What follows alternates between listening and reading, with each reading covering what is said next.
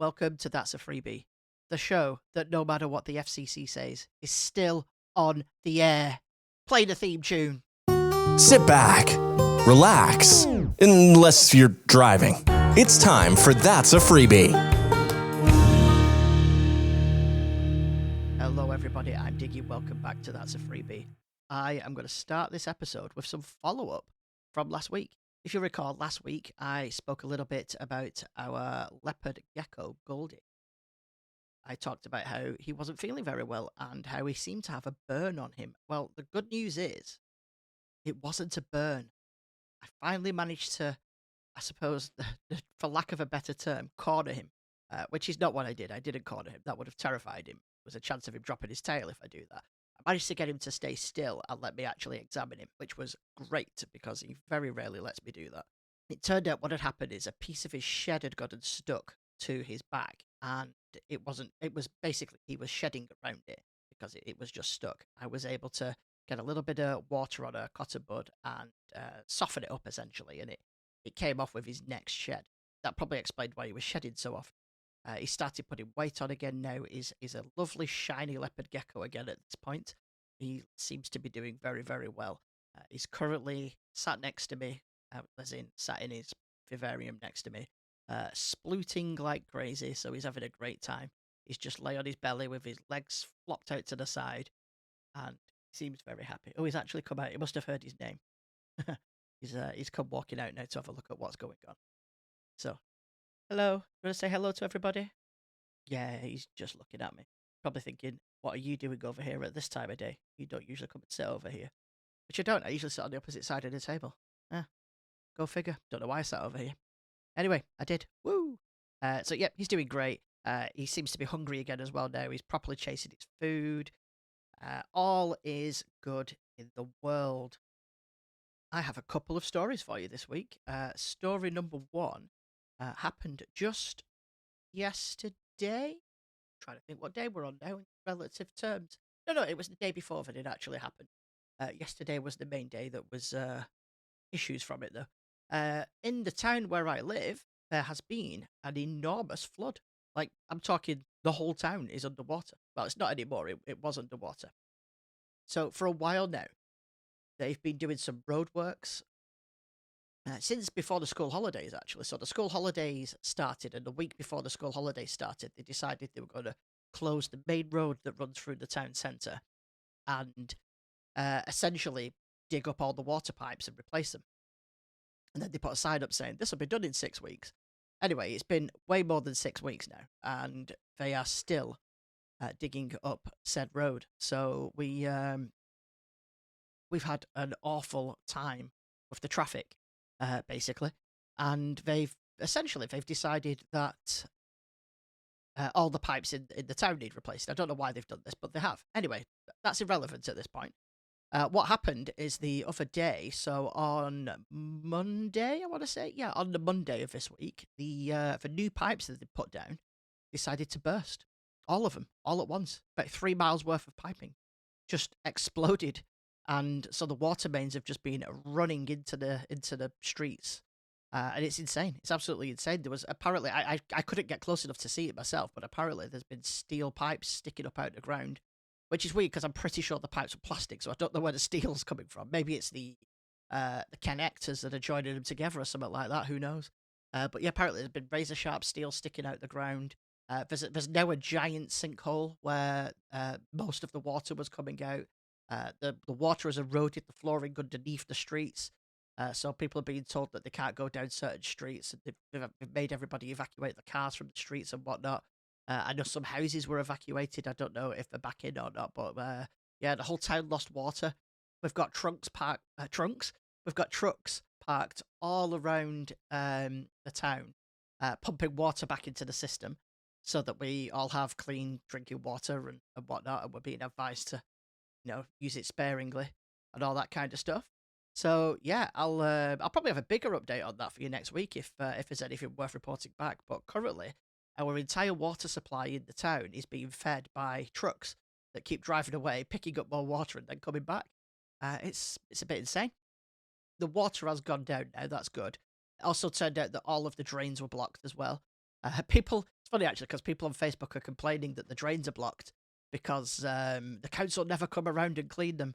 Now, there is a degree of that, don't get me wrong. However, what they're failing to miss is the drains are blocked because the water was also running underground as well. It wasn't just running over the streets. It wasn't going, oh no, I'll just step around that hole and I'll run down the street instead. No, it was running underground as well. That's how flooded it was. It's funny watching the people complain on Facebook about stuff they have absolutely no idea about. My favourite one was the guy who posted a video of it and he went, look at that. The road's corroding. And then you hear someone a few minutes later go, that's eroding, mate, not corroding. But yeah, so I guess we'll see how that one goes. There's not much more to report there, to be honest. It's just a bit of unwanted excitement, I suppose. Yeah, schools had to close. Well, it's funny. The boys' school stayed open, but the girls' school closed. And so, as you can imagine, the boy was not happy about having to go to school when the girl got to stay off. So that was not fun for the family because he moaned. He was all right, actually. It wasn't that bad. He kind of gets it. Fortunately, he does actually like school. My second story is my experience at getting a passport. So, I've often had problems with identification, as in getting identification. It's been a weird problem throughout my life. Years and years ago, I had a driving license. It was the paper driving license. For those that don't remember, a driving license never used to be a plastic card with your photograph on it. It used to be a piece of paper.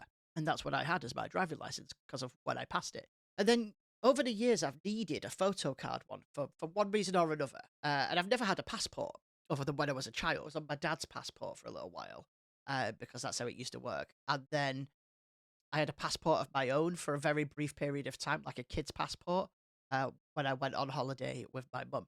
And I never had one after that, which meant when it came to getting myself a photocard driving license, it was, for whatever reason, much more difficult. I can't even remember the full details back then, but I was told that, we're talking like 20 years ago now. I can't remember the exact details of it, but basically I put in an application to upgrade my driving license because I'd gone past the deadline for upgrading it. And I just hadn't really paid attention. I didn't have a car. I didn't care at the time. But then I was sort of like, I kind of need to. I needed it for identification purposes more than anything. In fact, I remember what it was. I had to do an exam. I recall now. I had to do an exam for work. And the place required you to have photo ID. And it was a toss-up between applying for a driving license with a photocard on it and getting the correct driving license, or a passport. And I figured, well, it would be better to get the correct driving license that I'm supposed to have had all along. Anyway, I applied for it, and it turned out that I was way overdue applying for it, like past the deadline where I could do it, so I had to reapply for my driving license. Fortunately, I didn't have to retake any tests. Again, hazy on the details, but long story short, it was really hard to apply for this driving license. It took me a couple of years to actually be able to. So during the meantime of waiting to try and get this done, I ended up applying for a passport to see if that would be quicker because I realised that I was in a situation where I was going to need photo identification in the foreseeable future. Anyway, it all ended up taking years to get to a stage where I had an answer. In the meantime, I was able to take the exam for work using other methods of ID. It all turned out fine, but it still needed to be solved. And I got to the point where I finally managed to get my driving licence.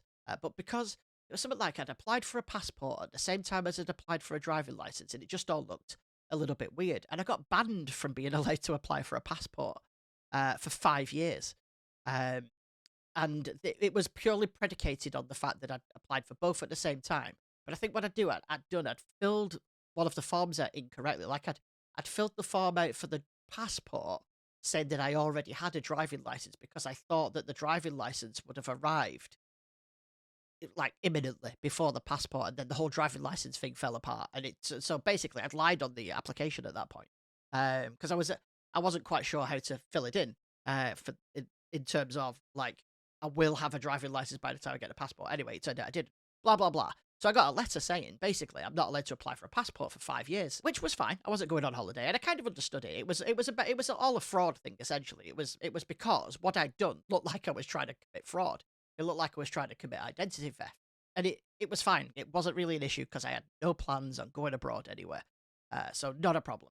I didn't even think about it. I'd forgotten all about it. And then comes life. I had a family, blah, blah, blah. This was all being married, before I'd even met my wife, before even thought I'd ever have kids, that kind of stuff. It was that long ago.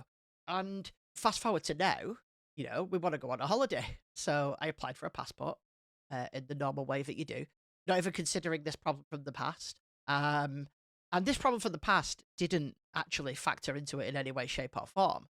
But there was a point where it went a bit wrong, and I was worried that that problem from the past was the problem, and it wasn't. However, I'm telling you that just so you've got a history of my problems of getting a passport. Comes to, I fills out the form, I sent it all away, got somebody to identify me, the whole thing that you have to do. Sent it away. 2 weeks later, I told it should take about 3 weeks. That's what it says currently on the website.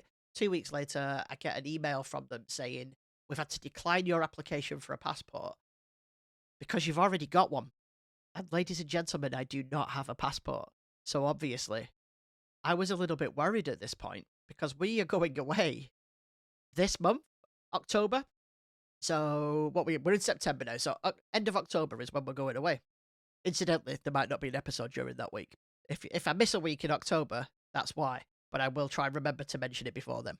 So I get this email. I also had a very important meeting that I had to be in that day as well. So I couldn't miss it. And I got the email just before I went in the meeting. So of course, all the way through the meeting, I am thinking about this passport thing. So that's when I started thinking about what happened in the past. And I was like, oh my God, what am I going to do? So I got home that day.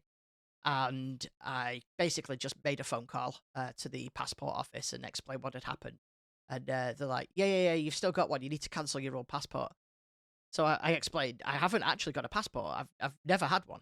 The only time I remember having a passport is one when I was very young, like 6 or 7, and I was on my dad's passport. And then I went abroad when I was about 11, maybe 12. So I had my own passport then. But that obviously will have expired ages ago. So it can't be that. And, the person on the phone said, yeah, it can't be that. They said, but you need to cancel your passport. I'm like, I haven't got a passport. This is the point. It sounds to me like somebody out there has committed identity theft and they've got a passport in my name, or there's a mistake been made somewhere. That's what I'm trying to work out. They weren't for having it. They weren't helpful at all. In the end, they just ended up saying, there's nothing I can do. You need to cancel your passport. So they hung up. I immediately rang back and got somebody else. And I got another person, and this other person said, yeah, we can see that you've got another passport. It's registered to your address. It's, all that kind of stuff. And I was like, well, that's impossible. I explained the situation. And she said, oh, well, what is your current address? And I gave her my address. And she said, oh, that is not the address on this passport. So I was like, oh, so it's not registered to my address. She said, no, it is a different address that's on the passport. So I said, well, what is it? And of course, she said, well, I can't give you that information. So I was like, well, isn't it worrying you that there could be somebody out there with a passport that's fraudulent that they shouldn't have? And she said, oh, yeah, absolutely, yeah. But there's nothing I can do to give you the information about it. So I was like, well, can you cancel it? Because it's obviously wrong. If somehow you think it's my passport, I don't understand how you think it's my passport. What makes you think it's not somebody else's who's got the same name as me at a different address? And she said, well, because it all links up with the information from my birth certificate and all that kind of stuff, and all the other information that I give, it all matches it. That's how we know. So I was like, right, okay. Well, can I cancel it? Like, sure, you're telling me to cancel it. Can I cancel it? And she said, yeah, you can cancel it. So I was like, right, can I do that then? She said, yeah. Have you got the passport number? I'm like, no, obviously I've not got the passport number, have I? What do you expect me to do there? He said, well, you can't cancel a passport without the passport number. Anyway, really long story short, because it will go on forever, because it took me all day to get to this point. I'm calling around lots of different numbers. She did eventually give me another number to try, which was no help whatsoever. They told me to go back to the first people. So I'm calling around lots of different numbers that were provided to me.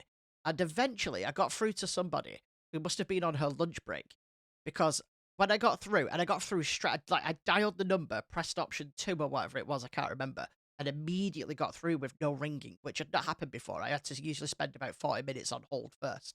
And I got through, and I could hear her making a cup of tea in the background. And then I heard her walk over to what sounded like the TV and turn the TV on and start watching TV. And I'm like, oh, this person's on a break, but they forgot to turn the mic off, or they forgot to log out of the thing or something like that. So in my head, then I was like, you know what? I'm just going to stay on hold and wait, because It took me 40 minutes to get through last time. At the worst, she's just started a break. It's probably going to be about an hour till I actually start talking to her. However, I'm looking at the clock and I'm thinking, if she gets an hour break and she started it on the hour, there's only about 10 minutes of it left. And sure enough, I was right. There was 10 minutes of a break left. After 10 minutes, she comes on the line and she goes, hello? I was like, hello, did you have a nice break? All the dumb things to say to someone. And she was like, um, how can I help you? You know, and you could tell she was completely thrown. I thought I was being nice and saying, it's all right. Don't worry. I'm not bothered. It's not an issue or anything like that. But no, it didn't come across that way. It came across creepy, I suppose. Anyway, she was the most helpful person that I'd spoken to that whole day. And essentially what happened is she said she's trying to get me get me the information. She's trying to come up with a way of being allowed to give me the information. And in the end, it came to a case of she can't give me the information. She said, but you can guess it. So I was like, what do you mean I can guess it? I'm like, she's like, well, you need the address that it was registered to. You probably know your childhood address, or you can maybe find it out. You'll need the information of who signed the back of your photograph. And what else was it? I think the postcode of the address, so it's still the address. And I was like, well, I maybe could guess those things. I said, but what about the passport number? She's like, you don't need the passport number to cancel it. Like, if you've reported it lost or stolen, we don't expect you to know the passport number. I was like, well, how come everybody else I've spoken to today's told me that I need that? She's like, no, just go to this website. And she told me the website to go to. So it was the government website for passport. The first box, it says passport number. She said, yeah, just press continue and it'll let you skip it. So I did continue, skip the box. Next page, it asked for my my address that I used to live at when I was roughly about the age that I got the passport. I filled that in. It asked me then who signed the back of my photograph, and I just guessed that it one of my teachers at school. Like, I was trying to think, what's the most likely thing I would have done? I would probably have just taken it into school and got a teacher to do it. And sure enough, it was right. Well, the form filled out. She says to me, all you need to do now is wait for that to go through. Usually you receive an email within 24 hours telling you it's been cancelled. And as she was saying that, I got the email. Within a minute, I got an email saying your passport's been cancelled. And there's a number on the email. She said, oh, just give me that number. I gave her the number and it all went through. She reinstated my application and I received my passport 2 days later. It was amazing. So yeah, it was absolutely unbelievable. What a process to go through. I spent the whole day stressing out. Told my wife that I was having the trouble and she's like, oh God, I could kill you. Like, you were supposed to apply for this months ago. And I'm like, yeah, I know. But it all worked out well in the end. I've physically got a passport now. The kids' passport renewals have all gone through. We're ready to go. It's just a lot of stress getting there in the first place. It's probably going to be even more stressful watching me in an airport. Me who doesn't do well in big crowds and has not been to an airport since I was a child and is a bit of a control freak. I don't think that's going to go well at all. And I've got a bonus third story for you this week. The bonus third story is an extremely quick story, but I've got to tell you. A few days ago, I was in Aldi, and I've really gotten into lately apple Lucozade. It is so nice. If you get the chance to try it, give it a try. It's really, really appley. I know that sounds strange, but sometimes apple drinks are not, they're not sweet. They're not the right type of apple taste. These are great. Now, I'm usually a fan of just a plain old original Lucozade, which I know is a sin. A lot of people love the orange one, but I do not like the orange one at all. Anyway, I wanted to try the apple one. And just to throw it out there, the cherry one is also great. So I wanted this apple Lucozade, right? It's on the top shelf, and there's somebody else stood. So, where you get people that stand in front of you and they can't make their mind up. Now, to be fair, she went to grab something and changed her mind, but she stepped in front of me whilst I was about to reach for it. So I stopped and I let her go. And then she decided to think about it for about 20 minutes.